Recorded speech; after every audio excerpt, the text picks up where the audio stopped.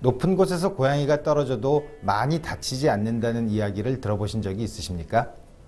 기록에 남은 바로는 미국에서 32층 높이에서 떨어진 어떤 고양이가 이빨 한 개는 빠졌지만 가슴에 약간의 상처만 입었을 뿐 목숨을 건진 놀라운 경우가 있었습니다. 고양이가 무슨 특별한 초능력을 지닌 것일까요? 아니면 사람도 높은 곳에서 떨어져도 살아남을 수 있을까요?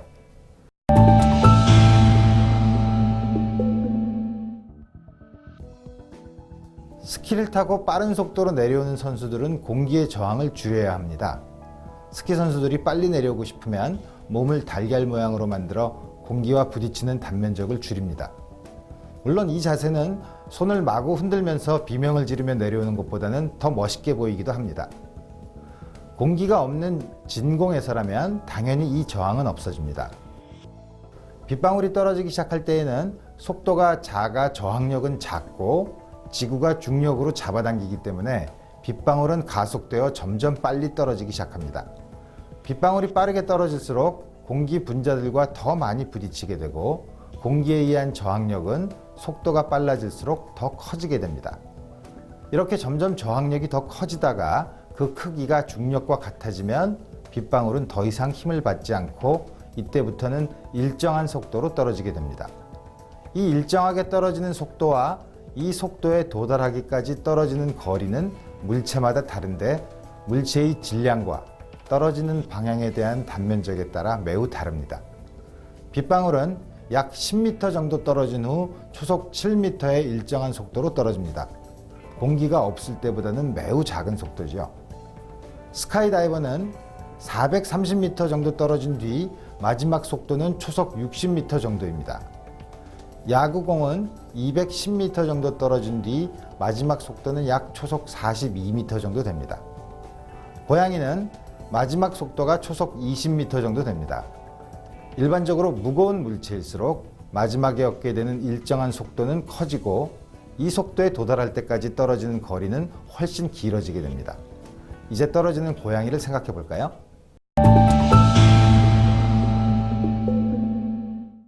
고양이가 아래로 떨어질 때 일정한 속도인 초속 20m 정도라고 해봅시다. 생물체의 몸은 속도보다는 가속도에 민감합니다. 우리가 엘리베이터에 탔을 때 처음 움직이거나 멈출 때만 가속도가 작용하는데 이때 우리는 엘리베이터가 움직이고 있다는 것을 몸으로 느끼지만 그 사이에 엘리베이터가 일정한 속도로 올라갈 때는 아주 느린 엘리베이터와 63빌딩의 초고속 엘리베이터의 차이를 느끼지 못합니다. 고양이도 떨어지면서 일정한 속도에 도달하기 전까지는 가속도를 느끼면서 두려움으로 몸을 움츠리게 됩니다.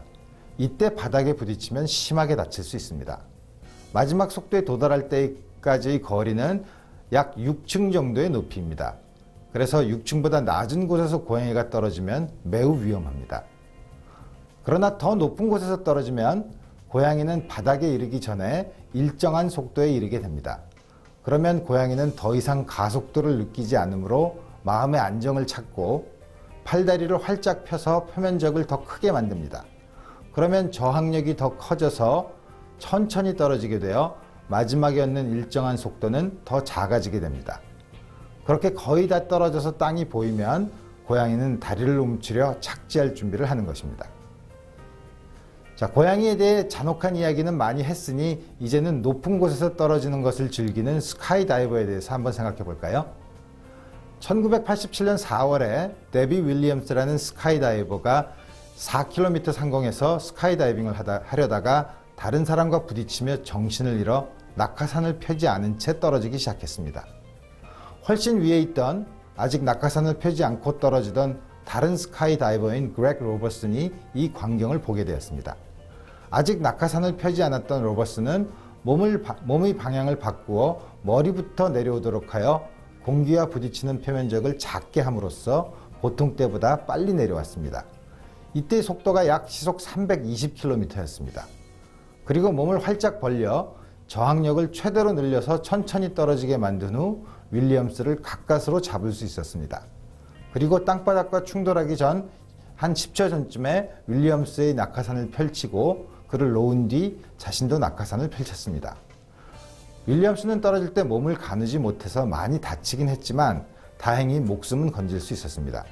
마치 007 영화에서 제임스 본드가 만화처럼 했던 일이 실제로 벌어졌습니다. 스카이다이빙을 할 때 공기와 부딪히는 단면적을 크게 만들기 위해 스카이다이버가 팔다리를 활짝 펼치는 모습은 텔레비전에서 많이 보았을 것입니다.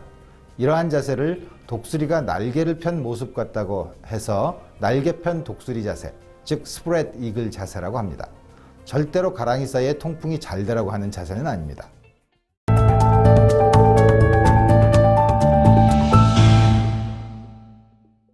공기 중에서 떨어지는 물체에 저항력이 생기는 원인은 물체가 공기 분자 속을 지나가며 공기 분자들과 부딪히기 때문입니다.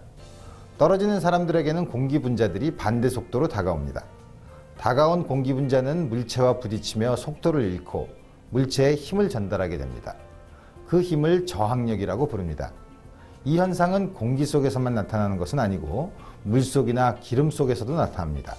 다만 부딪히는 것이 공기냐 물이냐의 차이일 뿐입니다. 더욱 재미있는 것은 아무것도 없는 진공 속에서도 빛을 받으면 빛을 쏘인 물체는 힘을 받습니다. 빛을 받아서 생기는 압력을 광압이라고 합니다. 이 광압이 혜성의 꼬리를 태양의 반대 방향으로 가게 한다는 것은 앞에서 말씀드렸습니다. 다음번에는 다이빙 선수가 다이빙을 하는 것과 그네를 미는 것 사이에 어떠한 공통점이 있는가에 대해서 말씀드리겠습니다. 감사합니다.